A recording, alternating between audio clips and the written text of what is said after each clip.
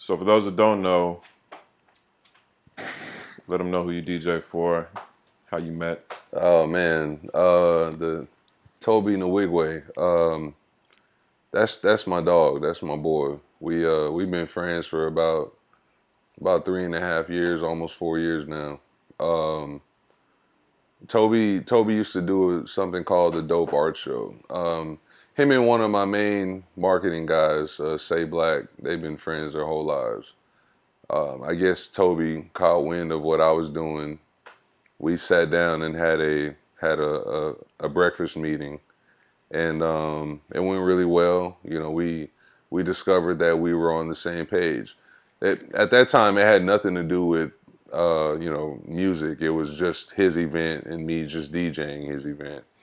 So I said, yeah. I said, man, yeah, I'll DJ your event. It's normally on Sundays. I said, look, I'll be honest with you. I got Sunday brunch. I'm probably gonna come in there a little slizzard, but I'll do it. It's no big deal.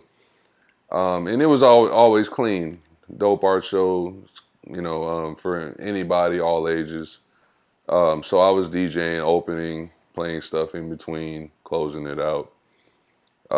So shortly after we were doing that, a few dope art shows, Toby hits me up. He says, man, I want to release some mixtapes. And I never done a mixtape besides my own, stuff I got on SoundCloud. Right. But it was challenging and exciting, that we were gonna work on something. But we're like, how do we do this? Because, I'm not DJ Drama or anybody that screams over, Kid Capri. But we figured out a way to kind of just be ourselves and release these tapes. Toby is a really good public speaker. He's able to talk to the masses, even though he's a little introverted, but he's still able to get his message across the way that he needs to.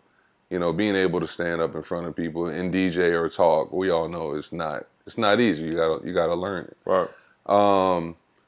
But anyhow, we end up doing Get Twisted Sundays Volume 1. We put some interview skit type of stuff, on the front and back of it.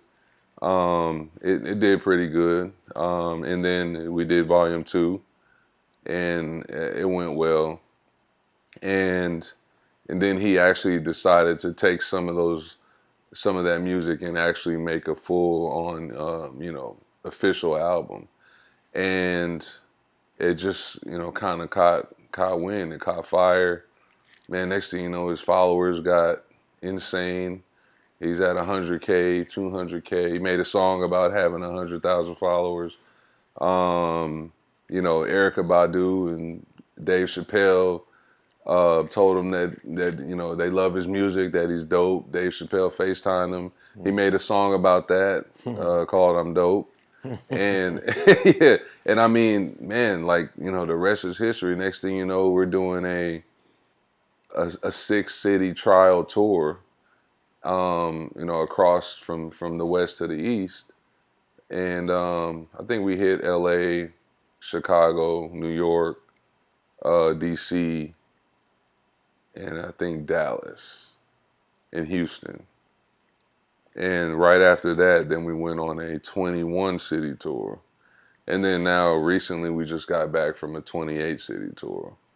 So, things have been good, man, from with him teaming up with NBA 2K, doing songs with Spice Adams, us doing the Roots Picnic and him, Most Def handing him a mic for him to freestyle with Pharoah Monch and Black Thought. Like, some crazy stuff has happened over the last 3 years that I just never thought would be happening.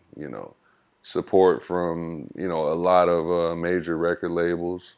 He's sat down with a lot of major guys who have just supporting, knowing that he wants to stay independent.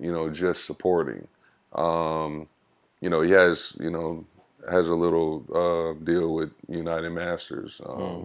They help out, but yeah, mostly everything is independent. We're out here, doing these on these tour buses and selling merch and trying to stay afloat.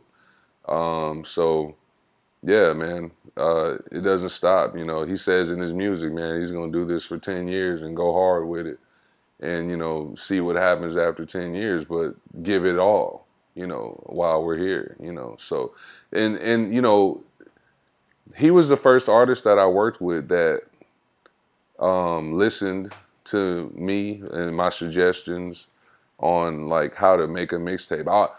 Every artist I was like, man, let's do this old school mixtape style. Grab some beats, freestyle, let the world hear your voice over some familiar beats. I just think that will always work well. Somebody hear a fire freestyle over a current beat and they're like, oh man, who is this dude? Like, so, and he did it, and he did it very well, and was able to, I never had to worry about Tobe's consistency. We were matched in that aspect of us both having consistent, events going on, and then moving over to, making music and being very consistent with him releasing weekly videos of him getting twisted on Sundays, starting out just in front of his own couch in his own place, his wife twisting his hair up to, then us shooting in the mountains of Colorado, like, and some crazy stuff. Like, it's been an amazing journey, man. I never thought in my 40 years of life I would be here now.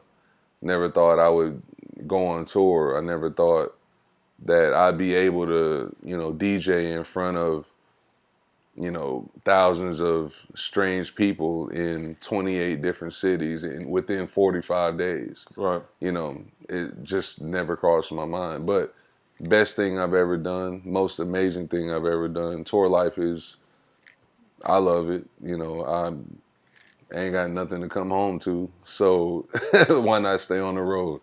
You know what I'm saying? No doubt. Even with that journey right there, I think your career and especially sharing your story, I hope it inspires some of our viewers to go out there, take a risk, take a chance, because you never know where it might lead. So, yeah, absolutely. Big Reeks, we thank you for sitting down with No Request TV. Yeah, man, I appreciate you, bro. Thank you for having me here, man. Beautiful Miami, sunny Miami. Yeah, I don't want to leave. He ain't leaving. He just canceled his. He just canceled his flight. I just canceled my flight. So we'll be doing part 2 soon. All right. Yeah, let's go. All right, Reeks.